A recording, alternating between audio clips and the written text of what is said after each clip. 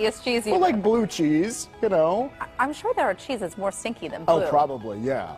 I don't know much We're not about up on our stinky stinky cheeses. This sounds like a great segment What? We should do a segment on stinky cheeses. Okay. Let's just try it. Yeah, people will tune in for that. Oh, Jill's saying blindfolded. We have to identify. Let's up the game. Let's do it.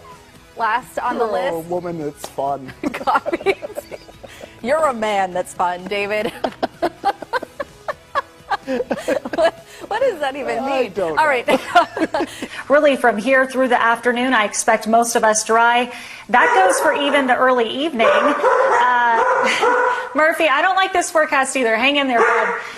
We're going to be dealing with storm chances going up from about 8 p.m. until about 2 a.m. in the overnight hours. So just a heads up, we are talking about some fairly widespread storms, so we really want to pay attention to the initial line as it is up around the Red River. As far as those threats go, the main threat will be damaging winds up to 70 miles per hour. Large hail will be a possibility as well. And we will continue to watch as those storms dissipate overnight. You wouldn't know looking at this that it's going to turn active. It's so nice out there. 78 degrees with sunshine. We'll continue to climb into the upper 80s. I love stonefire. Yeah. I really do. One of the things that I learned that when you mix ranch with barbecue sauce, Oh, yeah. that's a really good dressing, if you will. Learned it there. They call it ranchicue. It's good. It's really big in Texas. Ranchicue, you get some... Okay, you're totally. Here's the deal. I lived in Texas, and I'm like hook, line, and sinker. No, I was all in. That's actually not true. I'm like, but- that's clever. And Ranchicue. the Texans would probably be so offended. Oh, no. Yes, Then maybe so okay, let's go offended. with Colorado. I'll have some Rocky Mountain oysters and a little ranchicue. He just makes things up, and you fall for it. Hook, line, and Don't sinker. fall I was for like, it. it has a name?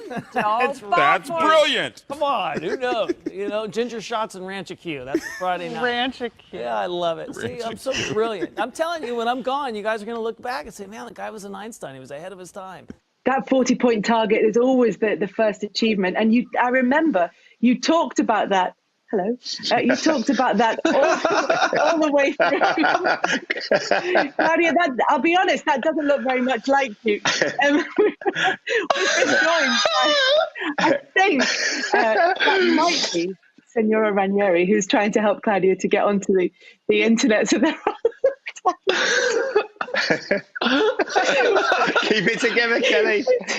Listen, we were talking about the 40 points, guys, and about Leicester getting to those 40 points. And you remember, Claudio, from throughout that season, saying that right up on the stage. They were top or near the top of the league, and he's saying, oh, we just need to get to 40 points, and then we're going to give everybody pizza.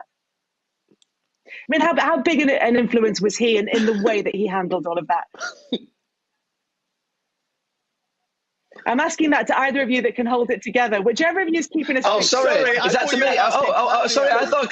I thought Claudio's wife was answering it. Well, I'm not sure if it is. I may have called you there. I hope it is. Well, let's hope so.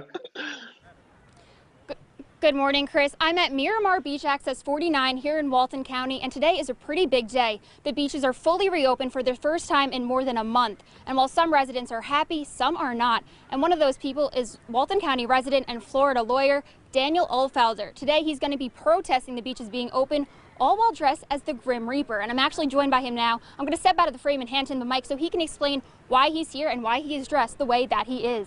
Daniel? Thank you.